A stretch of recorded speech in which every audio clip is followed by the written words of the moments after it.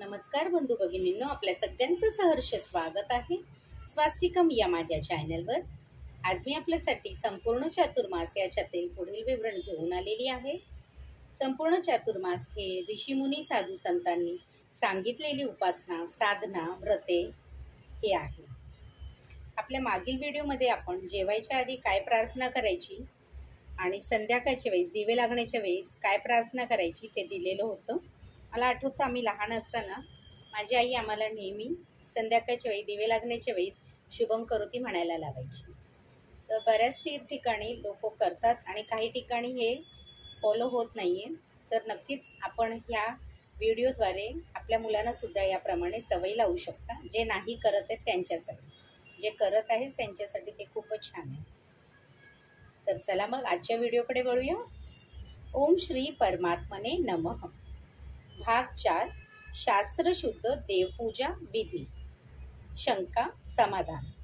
तर ह्याच्यामध्ये प्रश्न विचारलेले आहे आणि त्याच्याच बरोबर मी आपल्याला उत्तरही सांगणार आहे। तर सगळ्यात पहिला प्रश्न आहे, परमेश्वर निर्गुण आहे की सगुण? उत्तर आहे परमेश्वर निर्गुण आहे।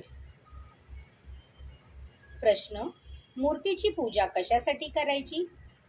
उत्तर, निर्गुण निराकाराची पूजा सर्वांना करणे अवघड आहे। ऋषी मुनी साधू संतांनी देवाच्या मूर्ती बनवून त्यात प्राणप्रतिष्ठा केली व पूजेला प्रारंभ झाला। ज्याच्या सत्तेने आपण जिवंत आहोत व सर्व प्रकारची कर्मे करतो त्याच्यावर प्रेम करण्यासाठी मूर्ती पूजा करायची असते। प्रश्न, निर्गुण परमेश्वराची पूजा का अवघड आहे? उत्तर, हृदयातील निस्वार्थ प्रेम प्रकट करणे व ईश्वर सर्वत्र आहे याची सतत जाणीव ठेवणे अवघड आहे। आपल्या हृदयात प्रेमाचा सागर असतो, परंतु तो प्रकट करण्याची आपणास सवय नसते। नुसते व्यवहाराने जगण्याची सवय असते, म्हणून निर्गुण पूजा अवघड आहे। प्रश्न, आजकाल काही घरात देव्हारा नसतो, तर मग पूजा कशी होणार?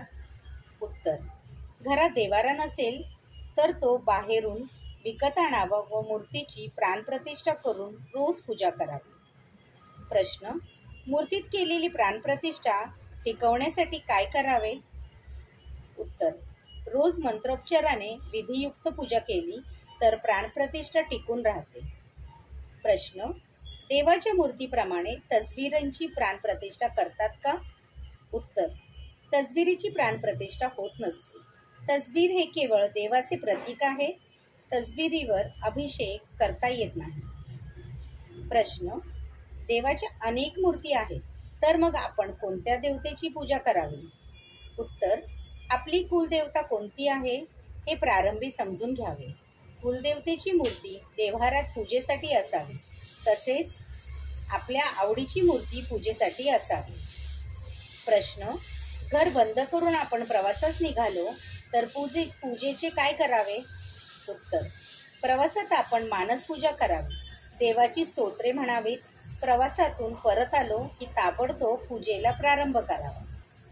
प्रश्न, सोयर सुतक असेल तर पूजा कशी करावी?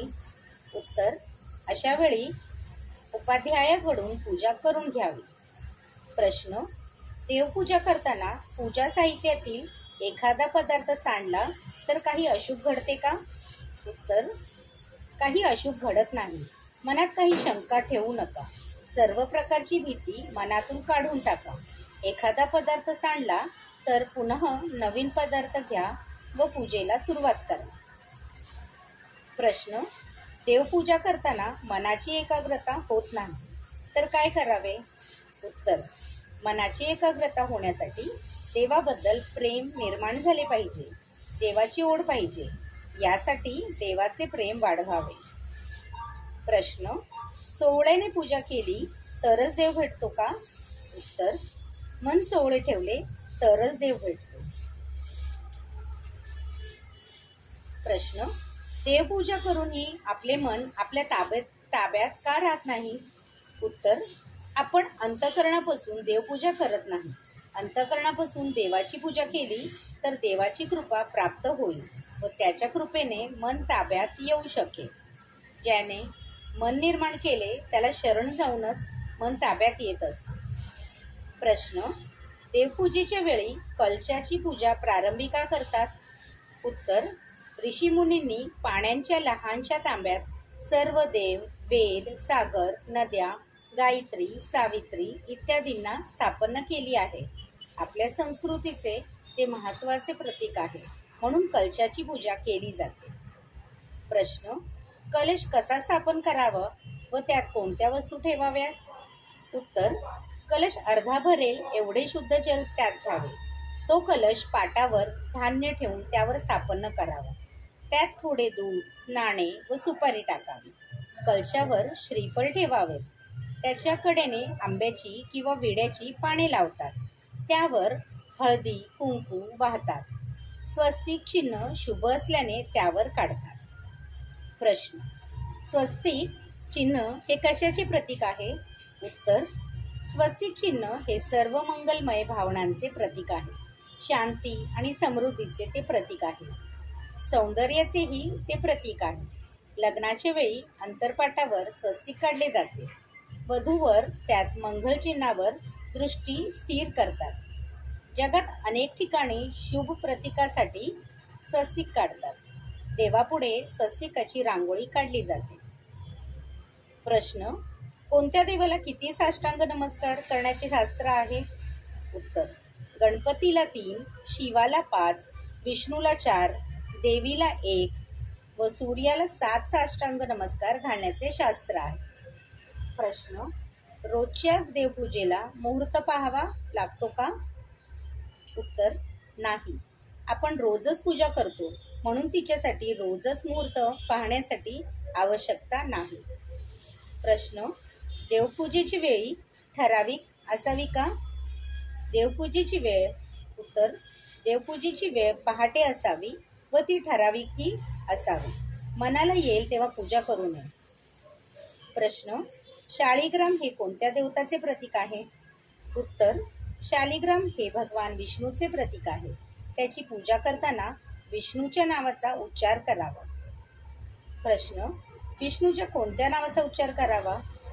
उत्तर, केशव, मधुसूदन, संकर्षण, वासुदेव, दामोदर, प्रद्युम्न, विष्णू, माधव, गोविंद, अनंत, पुरुषोत्तम, पुंडरीकाक्ष, उपेंद्र, हरी, श्रीकृष्ण, ऋषिकेश, जनार्दन इत्यादी देवतांचे नाव शाळीग्राम पूजनाच्या वेळी घ्यावे. त्यास तुळशी, चंदन, फुले अर्पण करावी.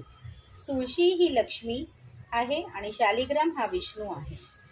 प्रश्न, रोजच्या पूजेत देवासमोर दक्षिणा ठेवावी का? उत्तर, रोजच्या पूजेत दक्षिणा ठेवण्याची आवश्यकता नाही. प्रश्न, एखाद्या मंदिरात प्रदक्षिणा घालायला जागा नसेल तर काय करावे? उत्तर, अशा वेळी स्वतःभोवती प्रदक्षिणा घालून देवाला नमस्कार करावा.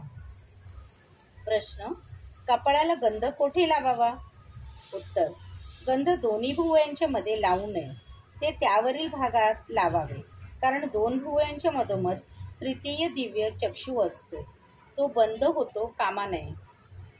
प्रश्न, घरात देवपूजा करताना आपणास घरातील व्यक्तीचा चुकून स्पर्श झाला तर चालतो की नाही?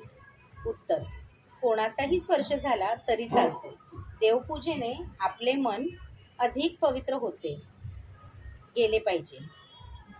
प्रश्न, रोजची पूजा षोडोपचारे करावी का? उत्तर, हो. 16 उपचार असले तरी सवयीने भराभर उपचार पूर्ण होत जातात. प्रश्न, सत्यनारायणाच्या पूजेने मनातील इच्छा पूर्ण होतात का? उत्तर, मनातील इच्छा पूर्ण होण्यासाठी सत्यनारायण पूजा करायची नसते.